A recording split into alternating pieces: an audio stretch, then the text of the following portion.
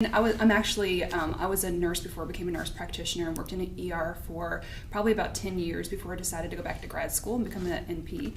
And I actually started working for a private cardiology practice in East Tennessee that also owned a sleep center. And so that's kind of where my interest got sparked. I had no idea that sleep medicine was even really a thing or an important thing. I knew it was something, but had no idea how fascinating and imperative it is to your overall health, both in morbidity prevention, but also health promotion. So. Yeah, cool. And we're a fitness facility, coaching facility, so we love working out. We love training. And I always tell, when people join, I always say, I would love to tell you that you could just come in here and train 3 to 6 days a week and get all of the results and everything you're coming in here to achieve. But the truth is, there are 2 other things especially that really need to be in place to get the most out of your training, and that's nutrition and sleep. And you guys have seen me on here before with Abby, our nutrition coach, talking all things nutrition, and wanted to have Nicole on to talk about sleep. So let's just dive right in, Nicole, and you can just kind of give a intro as far as why sleep is important. Yeah, absolutely. Yeah. Well, there's been a lot of research done on the importance of sleep and why we sleep, and there's still actually not a lot. We feel like we don't know everything about why we sleep.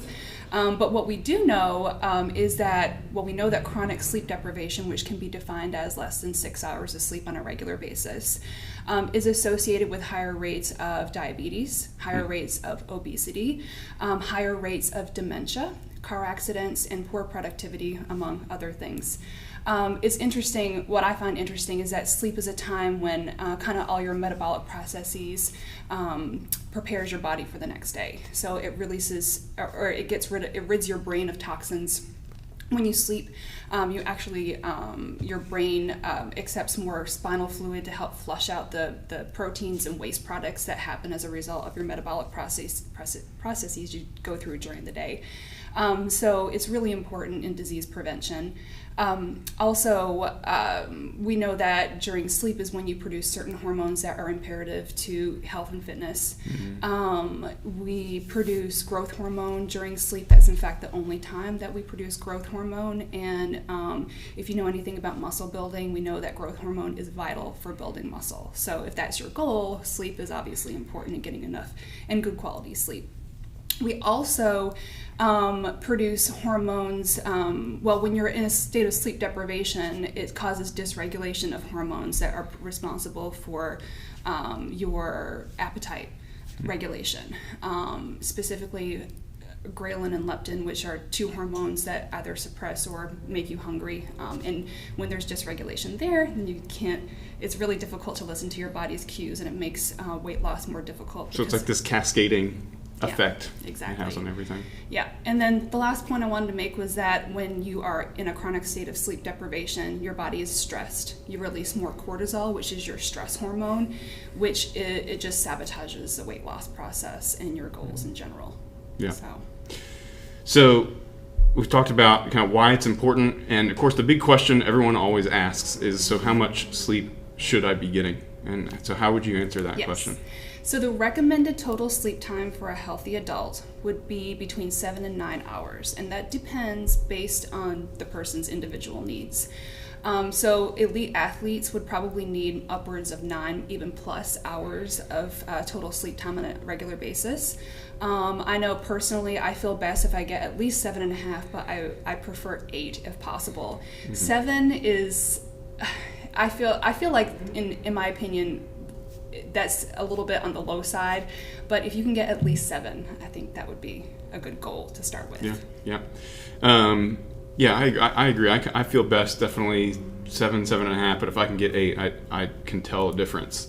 And what about, I'm sure it would be ideal for that to be straight, but what about, and maybe you're going to talk about this later, but naps, like if I only got 6 hours of sleep, can I take a nap to help with that? Can you make up for it with a nap? Yeah, or does it help at all? Yeah, so naps can be helpful when you have a lifestyle that just doesn't allow you to obtain adequate sleep hours, straight through. But your sleep architecture, it kind of goes through different phases at night, and in order to get the most out of it, the straight through sleeping 7 to 8 to 9 hours at night would be the best way to obtain that. Gotcha. Yeah. Cool. All right. So you got 5 tips to improve sleep. Yes. So let's just go ahead and go through those. I'll just let you take it away. I'll ask questions if I have them. Sure. All right. So tip number 1 would be to track your sleep. So we already know this can be helpful with tracking your nutrition, but how do you know if you have an opportunity for improvement if you don't have any awareness of it? We kind of take it for granted. We can take sleep for granted. So tracking your sleep can be helpful just to know, are you getting enough sleep? Are you getting adequate quality sleep? And what you would track would be your bedtime, what time you actually go to bed, what time you think you would fall asleep. If you have any nighttime awakenings at night, and how long would you estimate they are when you wake up in the morning and when you actually get out of bed in the morning, because those don't always correlate and can be important for improving your sleep efficiency. So you might have heard of wearable devices like the Whoop band and the Oura ring, and there's all kinds out there, Garmin watches, Fitbits, and so on. Those can be helpful tools in order to do that. The algorithms aren't necessarily reliable in order to diagnose or treat any conditions, but they can be something that can be helpful if it's difficult for you to keep track. But actually what we recommend in the sleep clinic is just to keep a good old-fashioned pencil and paper sleep diary. You can get electronic versions too, and there's all different apps you could download, but just kind of keeping track with a log can be helpful. Cool. All right, so track your sleep. That's number 1. What's number 2? Number 2, be consistent. So there have been studies that have shown that actually getting 6 hours of sleep regularly, and 6 is considered less than the recommended sleep hours. Getting 6 hours regularly is actually shown to be more beneficial than getting less or getting more than that on a more inconsistent basis, which I thought was interesting. Yeah. So if you're one that tends to burn the candle at both ends through the week and then to make up for it on the weekends, that's actually not really that beneficial. Now, ideally, you'll get adequate sleep hours on a consistent basis, and that kind of trumps the 6 hour thing. But yeah, so be consistent, because sleep is a skill, and it's something that if you develop a habitual routine with it, it allows your body to get into a good deep sleep state that is more efficient, and so you can just get the most out of it. Yeah. Cool. So consistent sleep, trying to get that routine, consistent bedtime, consistent wake time as much as possible. Yeah. Is there a range that's good to stay within, as far as if you can't be exactly 9 p.m. you go to sleep and 6 a.m. you wake up every morning, is there a range if you can stay within? So think about what makes sense for your sleep schedule. And actually some people, their circadian rhythm or their sleep phase is a little bit shifted later or earlier depending on the person. So whatever works with your schedule to allow you to obtain the adequate sleep hours, 7 to 9 hours, at least 7, you want to make your bedtime prescription for that time. Gotcha. So maybe 10 to 6 would offer 8 hours. That would be a good place to shoot for. Or if you have to get up earlier, you may want to push your bedtime back a little bit. Yeah. Gotcha. Yeah. Cool. Now that we've been going for a few minutes, we have a few more people tuning in. If you guys have questions, feel free to put it in the chat on YouTube. And also, I'm going to post this later on Facebook, so if you're watching this as a rerun or a re-air on Facebook, feel free to put some questions in the comments, and Nicole and I will monitor that, and we'll try to answer those questions, okay? But feel free to put them in there now. We'll answer them as we go or at the end. So number 1, track sleep. Number 2, be consistent. Number 3. So number 3 is to practice good sleep hygiene. And I've had people ask me before, so just to clear the air, sleep hygiene is not taking a shower before bed, although if that relaxes you, then that's something that you could implement. Sleep hygiene is the behaviors that you do on a day-to-day basis that promote healthy sleep. Number 1 would be to avoid doing non-sleep activities in your bed. So you want to train your body to learn to pair your bed with sleep and not any other activity. So the rule in the sleep medicine world is to, use your bed for sleep and intimacy. That's it. And so that includes no TV, no tablet, no phone. Even reading can actually cause your body to expect to do those things and make it more difficult for you to fall asleep going forward. So you want to make a habit of not doing that. Avoid evening light exposure. So evening light exposure it messes up your circadian rhythm. There is a center in your brain called the hypothalamus that's connected to your retina, and it with the light input, it actually turns off melatonin production in your pineal gland in your brain, which can dysregulate your circadian rhythm and make it more difficult for you to fall asleep at night. Let's see. So avoid late caffeine. Caffeine's a stimulant. It's a drug like anything else. And if you take it, the recommendation is to not drink caffeinated beverages or even eat chocolate. Chocolate is can have caffeine in it. Coffee, tea, or soda. Pre-workout with stimulants in it. So you want to make sure you do non-stim pre-workout if you do that after 2 p.m. because the caffeine can sabotage your sleep architecture. Avoid alcohol before bed. Alcohol can be sedating. You think that'll put you to sleep. That's a big misconception that yes. I just need a drink to help me go to sleep. It makes me tired. But I'm sure it's probably about what Nicole's about to say, but that you may fall asleep, but then your sleep isn't as good a quality, and you wake up more and all that kind of stuff. Yeah, absolutely. You don't get as good quality sleep when you wake up earlier, for sure. Make your most intense exercise earlier in the day. So when you do like a Metcon, like a really metabolic workout, you have a greater sympathetic input, which increases your heart rate, increases your body temperature, and it makes it more difficult for you to fall into a good deep sleep efficiently. So you want to avoid doing those intense exercises right before bed. Yeah. What about people who, like, that's the only time they can work out? After work, that kind of thing? You just got to do your best. Not every situation is going to be perfect, but if you can, try to schedule it earlier. You may want to do things that can offset that overstimulation, like, take a warm bath before bed, or, drinks like a sleepy time tea or something like that. That can help. Yeah. And let's see, I think those were the big ones. Okay. Yeah. So tip number 4? Yep, number 4. Number 4 is so kind of the opposite of avoiding like evening light exposure. You want to expose yourself to morning light in the morning, so sunlight specifically. Yeah. And the reason why it is is again that pathway from your retina to your hypothalamus. It starts your circadian rhythm off with that first morning light exposure, and low angle light from the sun. So, and with that, your brain actually has a timer that it'll start producing melatonin like 12 hours after that or something. From the time you're exposed to morning light. There's a timer that goes off. Yeah, exactly. So it can help cue your brain to efficiently start producing melatonin at the right time, so you're ready to fall asleep at the right time. Yeah. So what would qualify as morning light exposure? Literally just walk outside? For how long? So on a nice sunny day, probably 15 minutes or even less, 10 to 15 minutes might be sufficient. If it's more overcast or cloudy, a little bit longer, maybe up to 30 minutes if you can, just depending on what you have going on in the morning.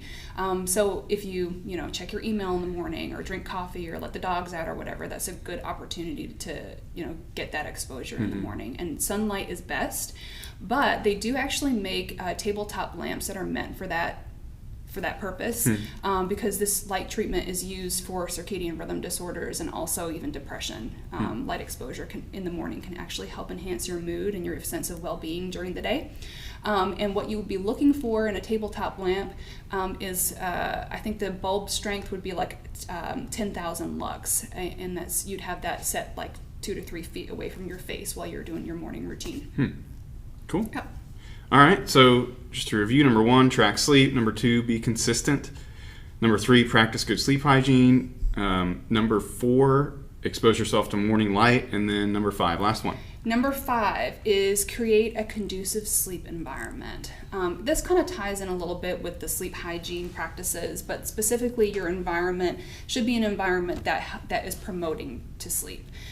So you want to sleep in a dark room, in a cold room, and the reason for that is that our biology actually expects us to sleep when it's cooler, because it historically, like before we had electricity, nighttime is slightly cooler than it is during the day. And that the temperature actually varies from person to person. It doesn't have to be a specific temperature, just a little bit colder than what you're used to during the day. And that helps. So avoid any temptation for evening light exposure. I'm guilty of this, but having your phone at your bedside table is probably not the best. I started putting it in our bathroom, which has helped, because then it's just when it's on the charger, I go get in bed and it's not there. But And so what do you do for an alarm? For a while I had a little analog alarm clock that I got on Amazon for like $10. But then it was run on a battery, and the battery would die, and the alarm wouldn't go off, and it just scared me a little bit. So now I got an Alexa, or what do you call it? Echo Dot that has the clock on it or whatever. Yeah. And I actually turn it away from me because I don't like even the light from the numbers shining in my face. But at least I have an alarm clock. Yeah. We have an Alexa too, and you can set an alarm for whatever time. There's no clock on that one though. That's exactly what I was going to recommend, a good old-fashioned alarm clock. Just avoid anything that's going to tempt you to look at your phone or any screen at bedtime. Let's see. And so with that, also too, just turn your phone on Do Not Disturb mode, night mode. So you can actually set it so there's only specific numbers, like if you have like elderly parents or your kids are out. You can set it so that certain numbers can come through, like with text messages and stuff, but just turn off all temptation. That's best. And so no electronics in your bedroom, TV included. Yeah. We were just talking before we started recording about there's a CrossFit athlete named Matt Fraser. He's the 5-time fittest man on earth, and basically arguably the greatest most fittest person in the world, fittest person in history, greatest CrossFitter to ever live, all of that. But he said multiple times in interviews, he's talked about his sleep routine and how he has his own custom mattress shift when he stays at hotels. And he does all of these things Nicole was talking about. He's talked about how he does. And he's the one that, he has a quote, and this is not exact, but I heard him say in an interview basically that getting adequate sleep is the number one performance enhancer that he feels like he was able to take advantage of, because he was talking about performance enhancing drugs, and the interviewer was asking him about that, and he was like, actually, getting enough sleep is pretty much all you need, and it's legal, and everyone should be doing it. And talking it's free. about it's free. Yeah, I mean, it's something. It is difficult. It takes habit formation, which is challenging. We know that. That's part of why we exist as medical professionals and coaches, is to help you build these habits and help keep you accountable to them. But it's worth it, and it's free if you can discipline yourself to do it. Yeah, very cool. Yep. Is there anything else that you wanted to add? So just to go over those 5 again: track your sleep, number 1. Number 2, be consistent. Number 3, good sleep hygiene, like not having caffeine too late in the day, avoiding light exposure at night, those kinds of things. Number 4, exposing yourself to light in the morning intentionally to set off that circadian clock. And number 5, having a conducive sleep environment. So a cold room, a dark room, no electronics, that kind of thing. Yeah. Anything else you want to add? If anybody has any questions, throw them out there. Go ahead. The only thing I wanted to add was, if you try these things and despite your best efforts, you still feel like you're not getting there in terms of your sleep quality, you don't feel rested, you're not able to get adequate sleep, even though you give yourself enough opportunity to do that. It could be that you have an underlying sleep disorder, and those come with inherent risks in and of themselves, like obstructive sleep apnea, restless leg syndrome, insomnia, circadian sleep disorders. And so in those circumstances, those are treatable conditions, but require you to see a medical professional. So if you're suspicious that something like that might be going on, then you'll want to talk to your doctor for a referral to sleep medicine to get that checked out. Awesome. Well, that's about all we got. If you guys have any questions, you can still put them in the chat. You can put them on the Facebook thread that we're going to start with this post, and we'll be checking that, and we will answer them. We'll check it periodically and try to answer it. But thanks for tuning in, Nicole. Thank you. Thank you for having me. It was fun. Yeah, appreciate your time.